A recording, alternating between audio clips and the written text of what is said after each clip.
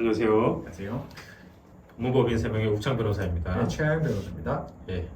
최양 변호사님, 오늘 주제는 뭔가요? 네, 많은 분들이 이직이나 전직을 할 때 음. 이제 문제가 되는 사항이 있습니다. 바로 영업비밀 침해, 산업기술 침해 혹은 업무상 배임 부분입니다. 네. 저희가 이제 언론이나 이런 것들에 대해서 영업비밀이 침해되었다, 내지는 우리 산업기술이 이제 외국으로 유출되었다, 이런 기사를 많이 접하는데요. 단순히 회사의 자료, 이직이나 전직을 했을 때 회사에 있는 자료를 밖으로 가지고 간다, 이런 경우가 모두 다 이제 영업비밀 침해이다 혹은 산업기술을 유출했다, 이렇게 보지는 않을 것 같은데요. 먼저 이제 그 산업기술 그리고 영업비밀, 이 개념이 좀 어떻게 될까요? 네, 산업기술 같은 경우는 일반 이렇게 생각하시면 될 것 같습니다. 국가의 핵심 기술, 로버트나 자동차처럼 법에서 정하고 있는 국가의 핵심 기술을 산업기술로 이제 보고 있습니다. 그냥 우리 일상생활에서 이제 회사에서 사용되는 여러 가지 기술들이 다 산업기술에 해당되는 건 아니고요. 네, 차영 변호사님 말씀처럼 이제 관련된 법에서 혹은 하위 법령, 대통령이 등 그런 하위 법령에서 규정하는 것에 한정된다. 네, 맞습니다. 그러면 자동차, 네, 또 배터리, 네. 이런 것들일 수 있겠네요. 네, 맞습니다. 네. 그리고 영업비밀은 무엇을 좀 의미하는 건가요? 네, 영업 비밀은 사실 산업 기술보다는 조금 더 큰 개념입니다. 다만 법에서는 영업 비밀을 딱 세 가지 개념으로 이제 지칭하고 있습니다. 첫 번째는 비공지성이라고 하는데 누구나 알 수 있는 정보는 영업 비밀이 아니다라고 하고요.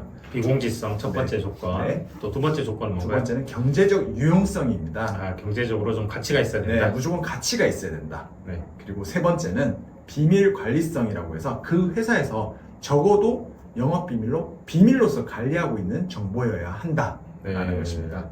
조금 이야기가 어려우실 수 있겠는데 영업 비밀은 세 가지 요건을 갖춰야 된다. 이제 알려지지 않아야 된다. 첫 번째, 비공지성. 두 번째, 경제적인 가치가 있어야 된다. 이 경제적인 가치는 객관적인 가치도 있을 것이고 주관적으로 회사에서 매우 중요하게 생각하는 가치가 있을 수도 있겠고요. 그 다음에 세 번째는 비밀로서 좀 관리해야 된다. 네. 요 세 가지 요건을 갖춰야 영업 비밀에 해당한다. 맞나요? 네, 맞습니다. 그래서 여기서 한 번만 더 말씀드리면 네. 저희는 사실 영업 비밀 사건을 되게 아주 많이 하고 있는데요. 네. 고소인 회사 측에서는 그럼 영업 비밀성이냐 마냐에 대해서 세 가지를 이제 모두 갖췄다라고 이제 주장을 해야 되는 부분이고요. 반면에 네, 피고소인, 그러니까 회사에서 이직 전직을 하면서 고소를 당하신 분들은 영업 비밀이 아니다. 특히 하나, 둘, 세 개 중에 OR의 개념이 아니라 AND의 개념이거든요. 그렇기 때문에 하나라도 아니라는데 주장을 이제 맞추는 겁니다. 네.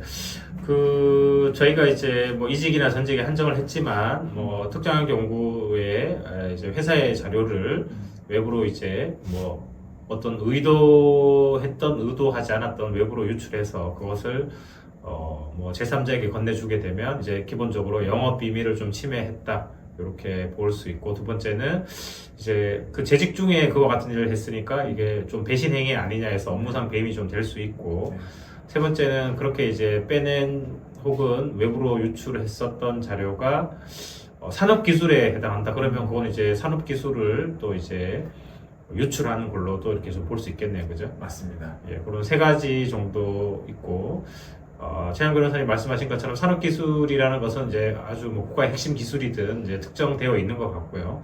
영업 비밀은 조금 더 폭넓게 그 회사에서의 중요한 유무형적인 자산, 우리가 가지고 있던 여러 노하우라든지 기술이라든지 이런 것들을 영업 비밀로 보니까 그건 조금 더 범위가 넓겠네요. 그죠? 네, 맞습니다. 요 같은 사항들을 규율하는 법이 있을 것 같은데요. 어떤 법들이 있나요? 네, 아까 말씀드린 것처럼 산업기술은 산업기술보호법에서 이제 규정을 하고 있고요. 네. 영업비밀 같은 경우는 부정경쟁방지법에서 규율을 하고 있습니다. 네. 그리고 산업기술과 영업비밀이 아니지만 이직 전직을 하면서 회사의 사실 자산을 침해했다라는 경우는 형법에서 다루고 있는 업무상 배임죄에 해당할 수 있습니다. 네, 그러면 세 가지 법이네요. 그죠? 산업기술보호법, 부정경쟁방지법, 그 다음에 형법 이렇게 되겠네요, 그죠? 네. 뭐 정식 명칭은 뭐 부정경쟁 방지 및 영업 비밀 보호에 관한 법률 위반 이렇게 해서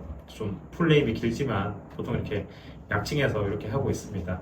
자, 그래서 아까 뭐 이제 주로 불거지는 이제 사건들이 회사 입장에서는 우리 영업 비밀이나 산업 기술이 침해당했다라고 주장을 할 수 있고요. 또 어떤 또 이직을 하거나 전직하는 근로자나 직원분들의 입장에서는 내가 침해한 게 아닌데 영업 비밀이나 산업 기술 외부로 유출한 게 아닌데 뭐 이렇게 좀 송사에 휘말리게 됐다 이렇게 볼 수 있잖아요. 네.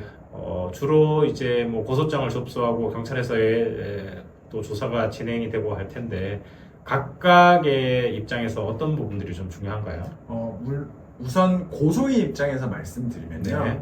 아까 말씀드린 것처럼 영업 비밀을 침해당했다라는 걸 명확하게 하셔야 됩니다. 특히 고소인 입장에선 그 피고소인이 가지고 나가거나 침해한 게 우리 회사의 영업 비밀이다.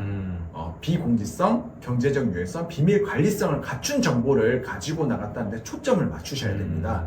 네. 그럼 뭐 이제 특허로 공개되고 이런 것들은 이제 이미 다 알려져 버렸으니까 네. 그게 이제 특허권을 침해한 거는 될 수 있어도 맞습니다. 영업 비밀을 침해했다고 볼 수는 없다. 네, 맞죠? 맞습니다. 왜냐하면 이미 다 공개를 했기 때문에 네. 우리 특허청이든 관련된 뭐 구글에 이제 서칭을 해서 금세 그와 관련된 기술을 좀 확인할 수 있다. 그러면 그 자료는 영업 비밀이 아니다. 그 얘기신 거잖아요. 네, 맞습니다. 그리고 이제 회사 입장에서는 그러면 우리가 이게 영업 비밀이었었는데 이 자료가 무단으로 외부로 유출되었다. 뭐 이렇게 주장을 해야 될 것 같고요. 네. 만약에 근로자 뭐 이직을 하시는 근로자 입장에서는 조금 억울하다. 내가 이게 사실 내가 만든 자료이거나 사실 그렇게 중요하지 않다. 그리고 뭐 내가 이제 업무의 연속성을 위해서 뭐 혹은 기념을 위해서 이렇게 보관했을 뿐 그냥 자연적으로 유출된 건데 외부로 반출이 된 건데 이걸 내가 마치 어떤 목적을 가지고 외부로 가지고 한 것처럼 오해받아서 너무 억울하다 이런 케이스도 있잖아요. 네. 그러면 뭐 그런 사정을 잘 설명하는 것도 중요하지만 법리적으로 또 어떻게 좀 주장을 할 수 있을까요? 사실 저희 법인에서 이직 전직 하시는 이제 직원분들을 많이 대리하고 있습니다. 그런데 그런 분들 같은 경우에 주장할 건 크게 두 가지입니다. 첫 번째는 아까 말씀드린 것처럼 영업 비밀이 아니다 라는 거고요. 네. 두 번째는 영업 비밀이 열정 침해 행위가 아니다. 네, 침해 행위라는 거는 크게 세 가지입니다. 회사가 인정하는 범위 밖에서 사용하였거나 아니면 허용하지 않는데 누설을 하였거나 혹은 회사 몰래 취득을 하였거나 이 세 가지에 초점을 맞춰야 되는데 저희가 항상 하는 거는 이런 세 가지 행위가 아니었다라는 거에 이제 중점을 두는 것입니다. 그럼 뭐 이제 조금 어려운 얘기긴 하지만 쉽게 정리하면 내가 이걸 나쁜 목적을 가지고 외부로 이렇게 가지고 온 게 아니다. 네. 업무를 하는 과정에서 우리가 뭐 USB들 네. 매장하되 업무를 담고 뭐 출장 가는 경우도 있고 해서 그와 같이 자연스럽게 이 USB에 담긴 거지 내가 퇴사를 하고 며칠 전에 그와 같은 행위를 한 것은 아니다. 그래서 그와 같은 뭔가 나쁜 짓을 범죄를 할 그런 고의가 있었던 건 아니다. 이렇게 한번 주장할 필요가 있고 네. 두 번째는 어쨌든 여기에 담겨져 있는 자료가 영업 비밀에 이르지 않는다. 네. 뭐다 알려져 있거나 그게 가치가 없거나 아니면 회사 누구에게나 다 오픈되어 있는 그러한 것들이다. 영업 비밀이 아니다. 이렇게 좀 다투거나 아니면 세 번째로 아까 말씀드렸다시피 그와 같은 행위들 취득 행위도 처벌하고 누설 행위도 처벌하고 그다음에 이를 사용하는 행위도 각각 처벌하는데 그 행위에 포섭이 되지 않는다 이런 것들을 주장할 필요가 있겠네요. 네, 그렇죠? 맞습니다. 제가 알기로는 뭐 영업비밀 침해나 산업기술 유출 이 사건들이 이제 매우 엄하게 수사 과정이든 처벌이 이루어지는 것으로 알고 있는데요. 통상 뭐 구속, 불구속 뭐 이런 얘기도 많이 있고 처벌의 수위도 좀 다를 것 같은데요. 어떤가요?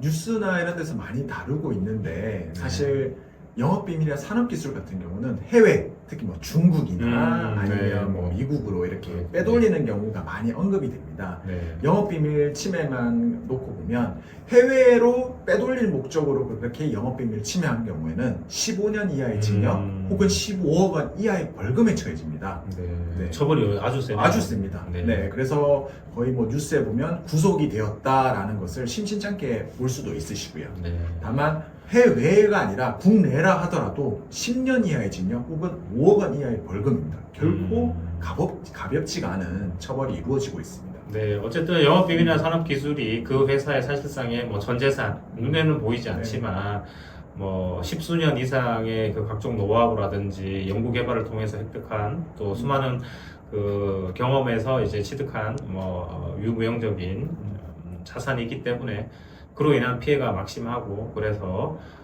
보통은 수사 단계에서는 이제 구속 수사를 원칙으로 좀 하는 걸로 알고 있고 최혜정 변호사님이 말씀하신 것처럼 그 처벌의 수위가 만만치 않다. 특히나 국내로 유출하는 행위보다는 국외로 유출하는 행위가 더 좀 나쁘다. 네. 그래서 조금 더 중하게 처벌한다. 맞습니다. 이렇게 볼 수 있겠습니다.